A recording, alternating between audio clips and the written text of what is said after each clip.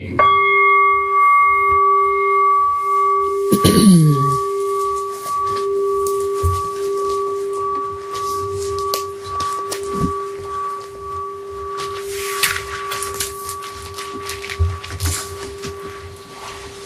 before you become comfortable, it is traditional to hear the case in a state of non-discomfort, of alertness, before you, if you wish to, rearrange yourself a little. So here's the case. It is a very felt koan tonight. And before I go on, Susan and Paul, did they have to leave? They just said they were going home. Paul's going home to sleep. Okay. They'll be back tomorrow. Okay. I feel their absence. I do. Okay, so here it is, case 53 of the Blue Cliff record, known as Bai Zhang's Wild Duck. So Matsu, great master Ma, Matsu, one of the towering figures of the early Tang dynasty, golden age of the Zen way, the Chan Zen way. Matsu and his student Bai Zhang, later to become a great teacher himself, were taking a walk and they saw a wild duck flying by. Possibly they startled it up into flight. "What's that?" asked Matsu. "A wild duck," said Bai Zhang. "Where did it go?" asked Matsu. "It flew away," said Bai Zhang. Matsu twisted Bai Zhang's nose and he cried out in pain. "Why, it didn't fly away," said Matsu. And that is the case. So, now if you wish to sit a little differently, but if you're sitting side on, do you mind just very slightly turning so that you're not quite sitting so side on? You're fine where you are, Sarah.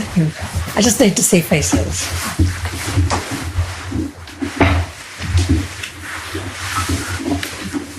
So what happened after this, immediately after this, was people found Bai Zhang in his room weeping. And they got very distressed. And they went to Matsu and they said, "We're really worried about Bai Zhang. He's crying his heart out." And Matsu said, "Why don't you go and ask him about that?" So they went back to ask him about that. And they found Bai Zhang laughing his heart out, laughing his head off. They could not make head nor tail of that, but by this stage, for Bai Zhang, there was no head, no tail. No problem anywhere. So in other words, this strongly felt matter of having his nose sharply twisted, obviously to a painful degree, absolutely cleared some matter up for him. Or you could say cleared him all the way through in some way. So the wild duck flies up, flies by, is identified as a wild duck. Where did it go? It flew away. Why? He twists his nose and Matsu cries out, "Why? It didn't fly away." Says Matsu.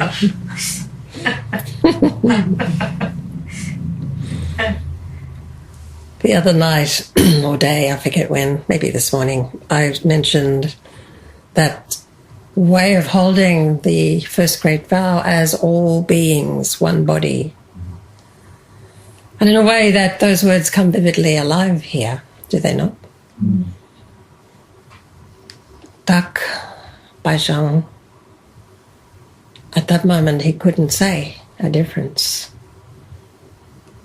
The moment after that pain, that feeling, the touch hit him so strongly. That touch, that feeling, this is a practice of feeling.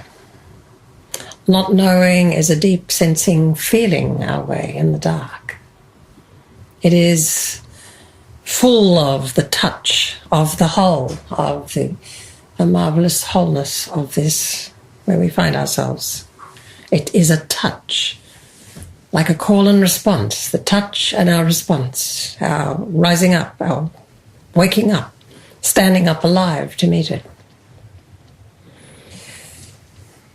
There is also that feeling, that experience that a lot of people have had of watching a bird and suddenly or gradually or discovering that you are not watching a bird. You somehow are feathery suddenly. You are in the air, you are in mid-air with complete ease, somehow, in some measure. There's a beautiful miscellaneous koan that says, or asks you to align yourself with this. Just these words, it's my relaxed gaze freely follows the track of a passing bird. Just that going with, the going withness that can come upon you at all sorts of moments in retreat, in session, when we grow quiet, when we grow bigger, less restricted in our being. So there is that, the experience of no other, less otherness in the face or in the presence of a live creature, completely free in the air. I live in a place where birds are plentiful and wonderfully present, sometimes noisy in the best way, loud birds and little birds, which can be very surprisingly very loud as well.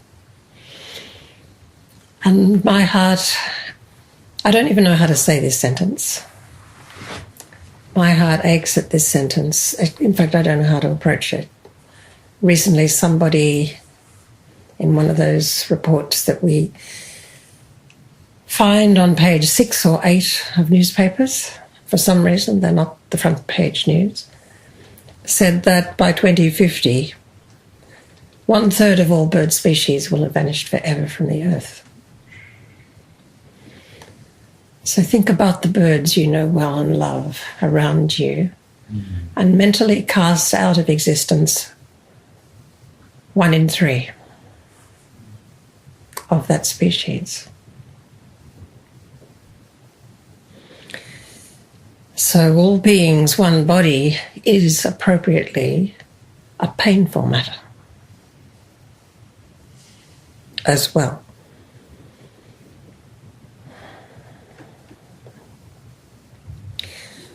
When Matsu says why it didn't fly away, what is it at that moment? Is it Baizhang? Is it wild duck? Is it the whole of it? The whole of what is here? Can the whole of what is here, its wholeness, its completeness, can it be anything but always exactly here? Can it fly away? Can it move an inch? That question is in play here too. Where can the fact of no separation possibly go?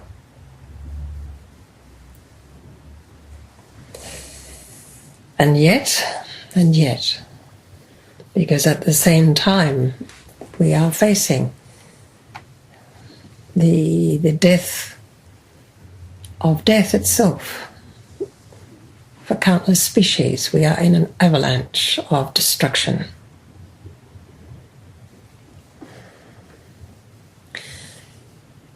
Somewhere between these two lies where we are, where we are. We have the ability to open into that experience of no other, all beings, one body.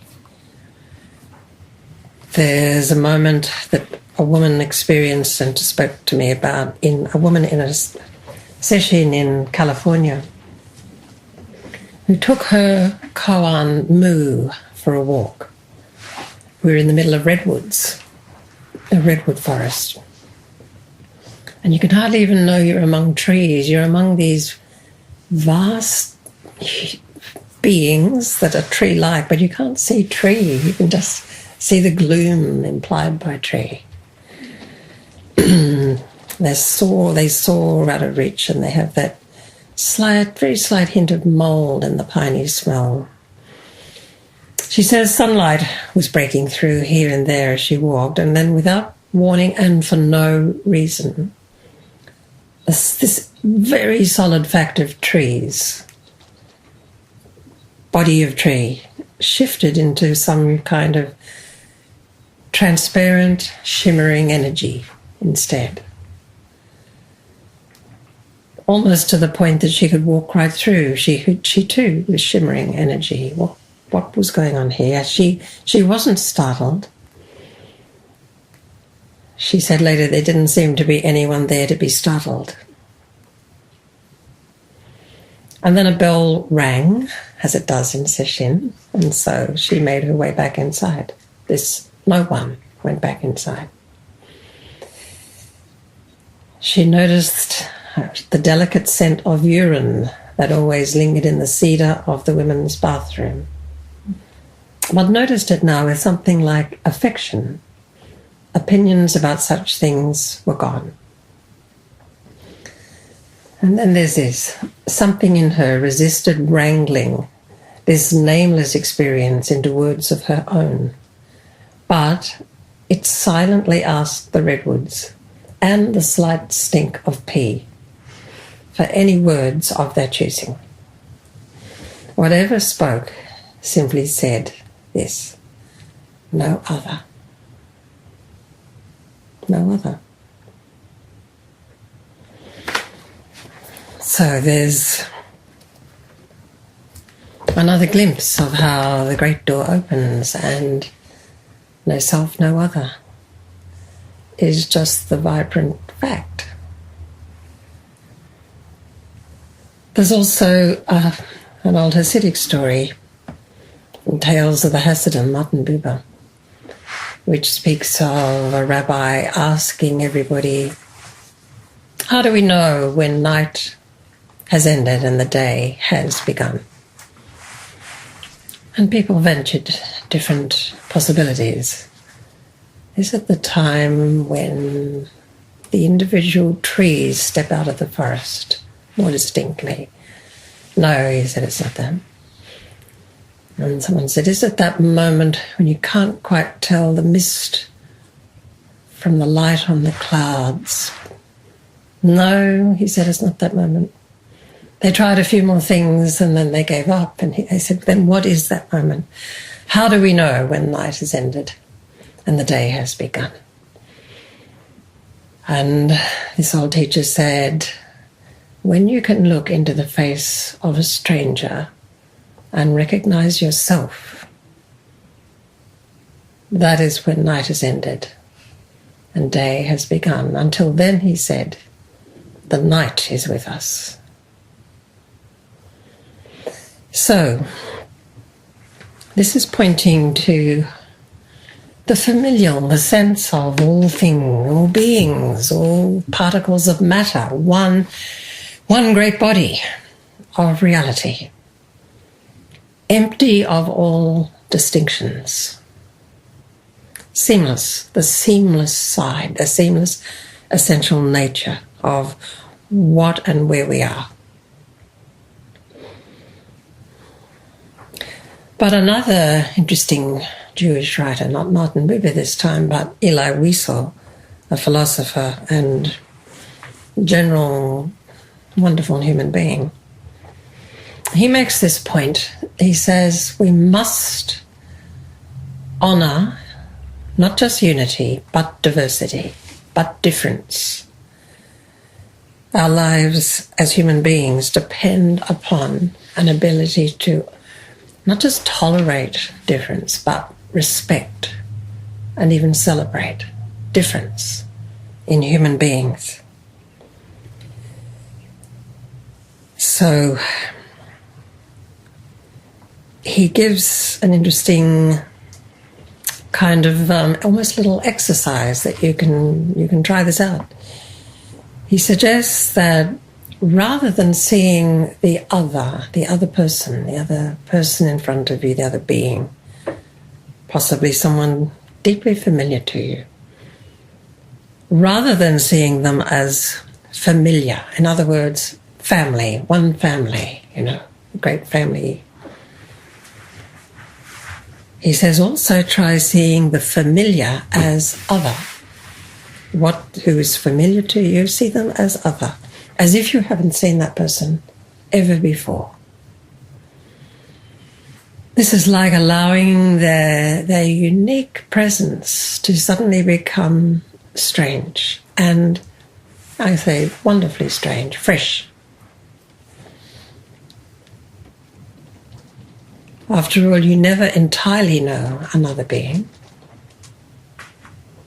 And this is a way, it's an act of not knowing, that lets you see the other anew with a sense of surprise, no longer quite so able to take them for granted.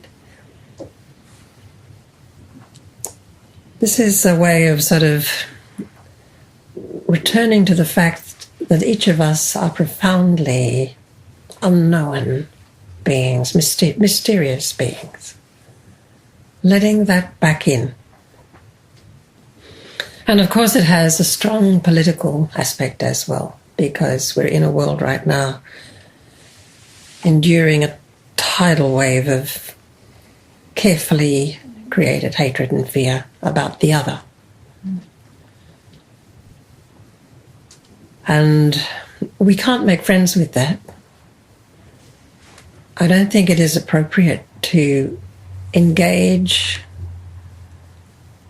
murderous, hate-filled responses or actions or propositions with dialogue. I think it takes opposition, strong opposition, a strong no, not that way.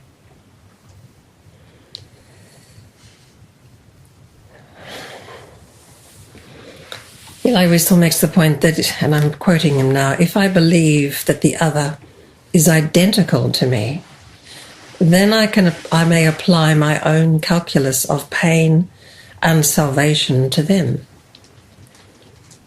And that would include being fearful and deciding that the other was not quite human, possibly not even remotely human, and therefore able to be weeded out, thrown out. But he takes it in a slightly different way. He says, if I acknowledge their values, priorities are different, I become interested, curious, respectful, enlightened as to their full human presence. And he says, then I cannot fall into that temptation, the temptation to believe that the other is identical or commensurate or shares the same framework as myself. And he gives the example of the Inquisition, where thousands and thousands of people were burnt alive to, quote, save their souls, unquote. That's a calculus of pain and salvation that was applied to countless lives. To save their souls, burn them alive. There's nothing quite as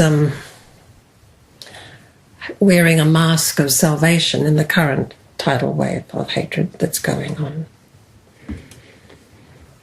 Now I want to take it back to the realm of wild creatures, the otherness of wild creatures, because it too is deeply precious. the one family, all beings, one family is a profound truth. And the exquisite particularity of other species is beyond value, beyond one of the most poignant and beautiful facts. I'll give you an example. I recently was in my garden now, veggie garden, which is needing a lot of weeding. I was weeding some of the weeds for the chooks who love the weeds. And I noticed that there was something moving in the bit of netting we'd thrown over one of the plants that had been badly attacked. Well, someone had enjoyed themselves a lot, but it wasn't us. And when I looked, I could see a movement, and then I looked more closely, so bound up in the white netting, it was almost disappeared. It was a brilliant parrot, totally caught in the netting. It had wound itself in its struggle so tightly it was almost garroted by the netting. And filaments of the net were inside the individual feathers, restricting its wings. It was completely bound up. And when I even just investigated a little to see what I could do, it was pecked me quite hard. Parrots have astonishingly strong beaks. But it's a little beautiful, brilliant parrot. So I had to go back to the house and get surgical scissors, which I then gradually, for maybe 15, 20 minutes, I had to carefully work all of these constrictions, which was so close to its flesh, you know, off the parrot. And as soon as I began that work, it went entirely still and sort of trusting. It just gave itself over. Somehow I was talking to it, but I don't know if it knows English. But nevertheless, it went very quiet. And by degrees, I freed it a little more than it tested, but we found the new bits where it was caught, and ultimately it was free and moved away. But before that happened, it was so strong to be in the immediate presence, so up close to that wild, wild creature, to feel its world up close. Not quite my world and yet utterly my world, you know, both at once. And to know and love that difference. And the first morning I was here, I had lunch with an old friend who has been living on Bruny Island for 12 years, revegetating, restoring, becoming the custodian of a piece of land there called Blackstone Bay in North Bruny. John Cameron, dear friend, who I worked with in university days. And I want to read you a little bit about his encounter with a very wild creature. My experience of being in the fields has been enriched by the recognition that I am often the object of other creatures' attention.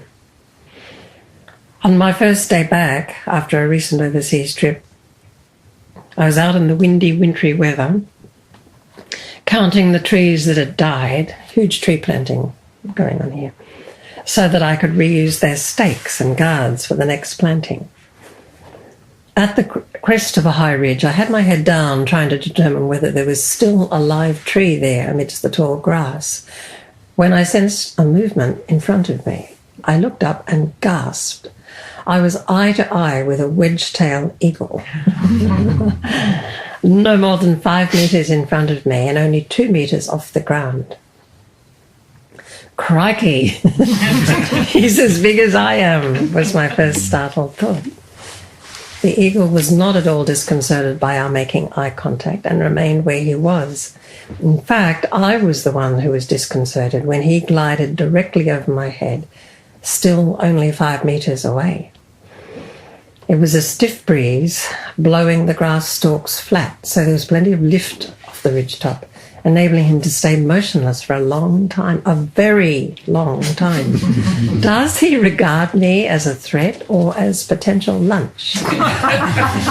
Realising that from directly overhead I wouldn't look any larger than a mature wallaby, and I had already witnessed a wedgetail pursuing a fleeing wallaby aggressively.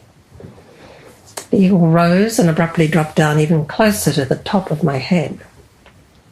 Instinctively, I raised my hand, holding my clipboard of planting notes, and his talons grazed the top of the board. My heart was pounding. Surely he wasn't going to have a go at me. He repeated the manoeuvre. Again, I drew up my hand to ward him off. With a glance in my direction, he tilted his right wing downwards slightly and effortlessly sailed across the face of the wind 100 metres or so. I mean, you can't go past eagles and how they ride the wind and soar on the wind. Then, as if to prove a point, he came sailing back across the paddocks to stop precisely above my head. His control in this buffeting wind was utterly remarkable. So they went on a bit, he went on doing a bit more things with trees, while the eagle did a few more things to do with him for a while. And then he flew off. And later on, by the way, the first thing he found out was that an eagle of that size was almost certainly a female, since they're up to 1/3 larger than the males. With a wingspan of up to 2.5 metres, she was indeed larger than me in that dimension, and so on. And he asked an Aboriginal friend about this, and who was familiar with the land, and he said, "Oh, that's your totem. She was just making that clear to you." Very clear. And there's all sorts of other possibilities there, but the sense of the eagle calling the shots in that encounter is so strong and bonding as well, in its own very interesting way. You know, when a wild creature chooses to address you in some way, having no obligation, no social obligation, no need to even acknowledge your world as existing at a certain level. You know, with every human being there is an entire world. It's a very powerful matter, and so I just again want to make the point that difference and no other, both of immense value, the particularity and the utterly shared nature of this matter are both of great interest. So now I want to take things up, this matter of this great body, this body and great body. I want to take it up in the light of another koan, this time from the Book of Serenity, case 52. Saoshan's Dharma body. Dharma body at this point means Dharmakaya, the body, the empty body of reality, empty, seamless. Dharma body. Saoshan asked Elder D, the true Dharma body is like the empty sky. It manifests itself, meaning it takes form, it comes into manifestation, like the moon's reflection in the water. How do you explain the way it corresponds? How do you explain the way it corresponds, the way moon and reflection in the water? Dharma body, empty sky. Form, emptiness.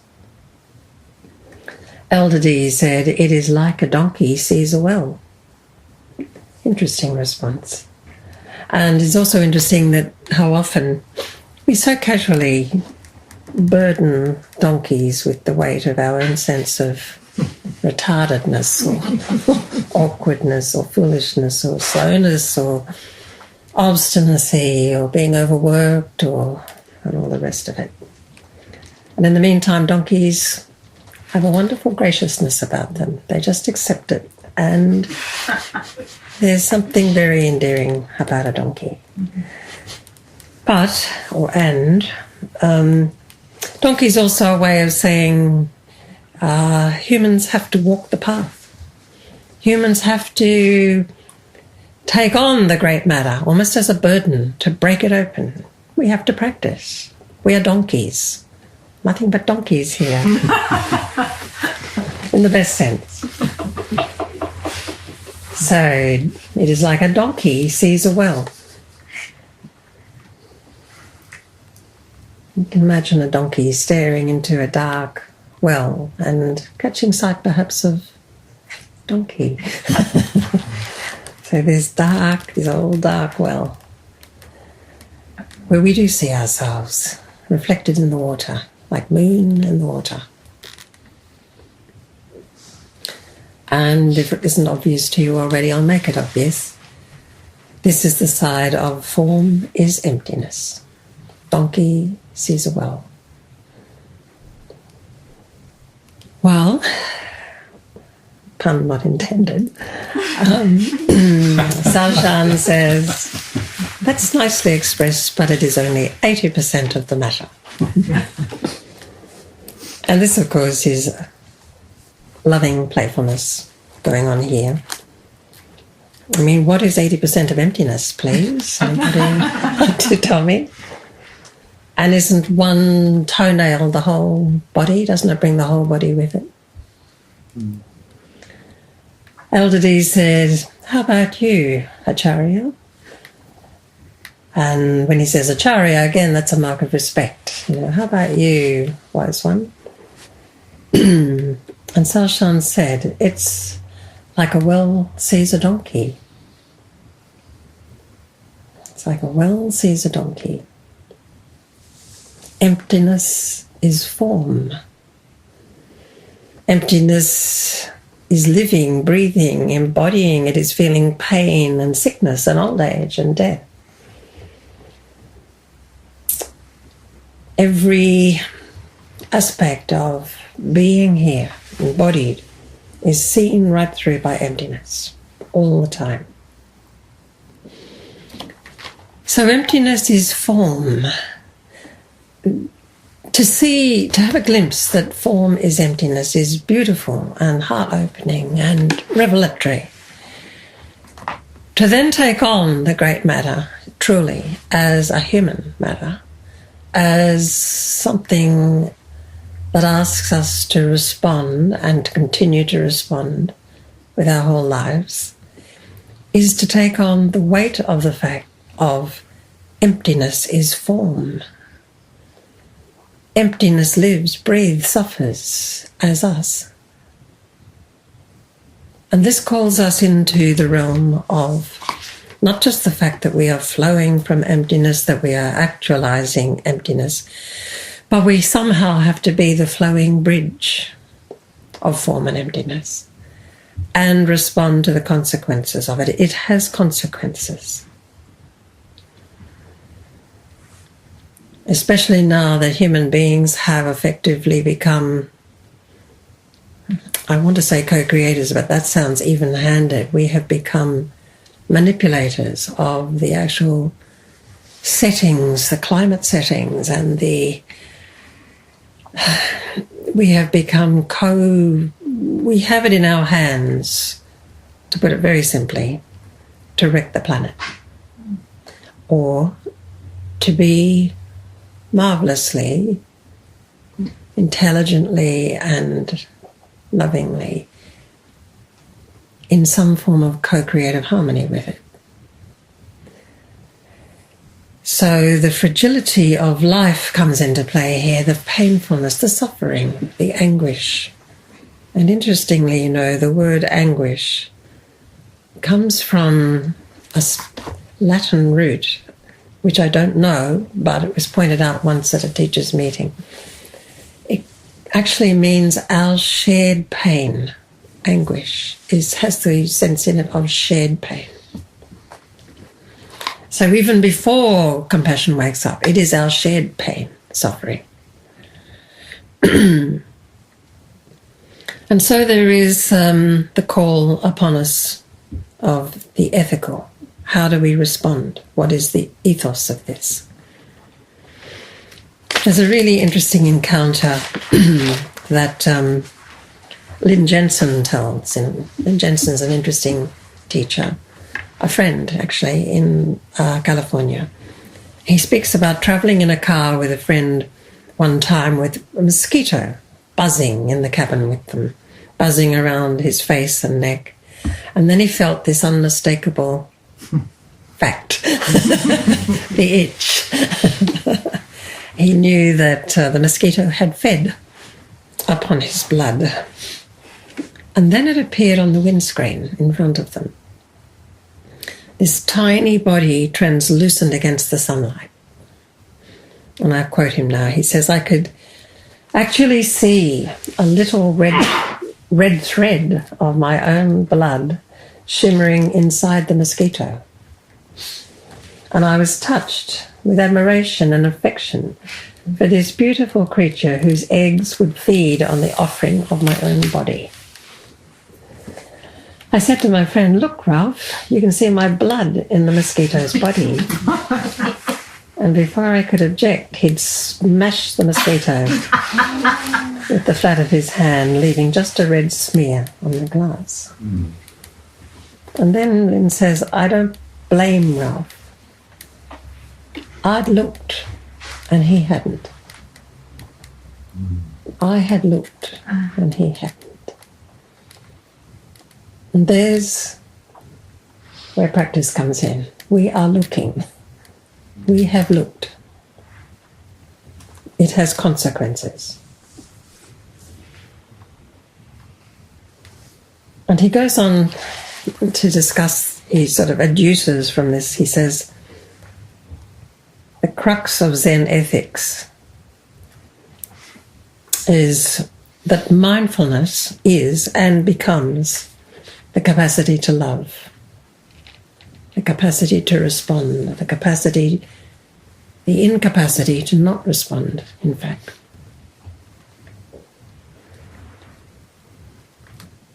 And we don't learn love or gain love or sense love or get love, as in finally get it from theoretical principles. We get it from occupying the ground we stand on, the actual ground we stand on.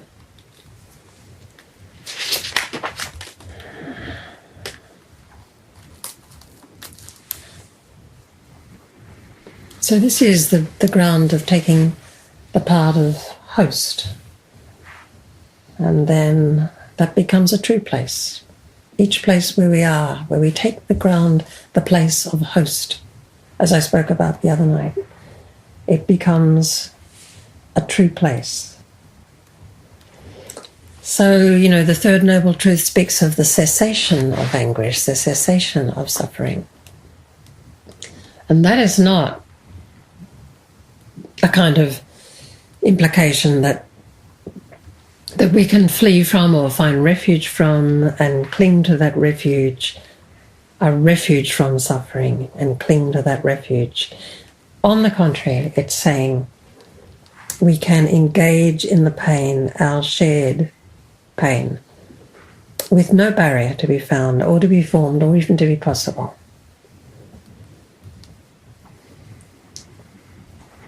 From the ground of emptiness, there is no barrier, no other. And this is where all beings, one body, is simply what you do.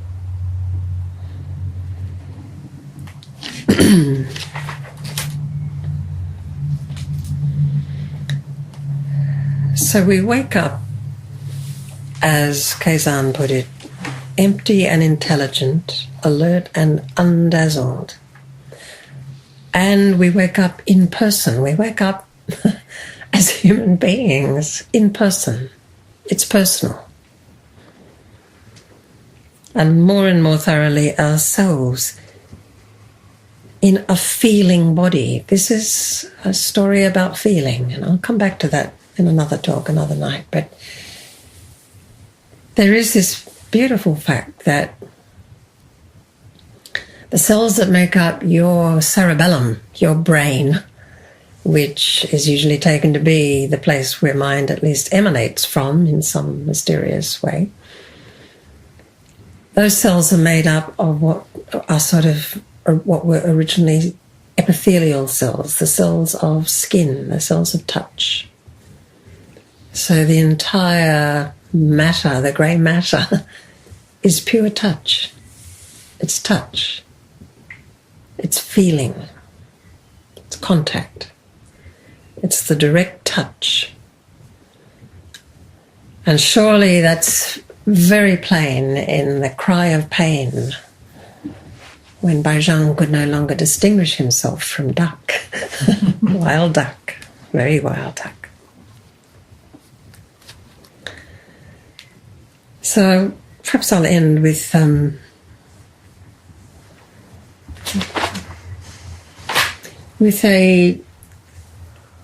character I came across, this gnarly old countrywoman who's described in a book by Sarah Jewett, a book called The Country of the Pointed Furs. I'm just going to quote it because I'm quoting it in her words, the old countrywoman who was called Almiri Todd. Almiri, interesting name. Very backwoods. So these are the words of Almiri Todd. And I think you can say she's, in her way, she's talking about people of the way and what they're like, how they come about finding the response, what response is natural and how it works. So this is Almiri speaking. There's sometimes a good hearty tree growing right out of the bare rock, out of some crack that just holds the roots, right on the pitch of one of them bare stony hills, where you can't seem to see a wheelbarrow's worth of good earth in a place. But that tree'll keep a green top in the driest summer. You lay your ear down to the ground and you'll hear a little stream running. Every such tree has got its own living spring. There's folks made to match 'em. There's folks like that. So I don't think I need to press the resonance here. I trust I don't. To be a tree with its own inner spring, its own little spring. To be alive to the emptiness of form and to embody the form of emptiness. And the form of and to be responsive to the many forms of living emptiness that surround us and that sustain our lives, is to have a little spring running in your veins and nourishing your roots, a living spring. It's hidden. Emptiness is in full sight, but oddly hidden. And yet it is alive, and it is perennial. So, thank you for your trouble.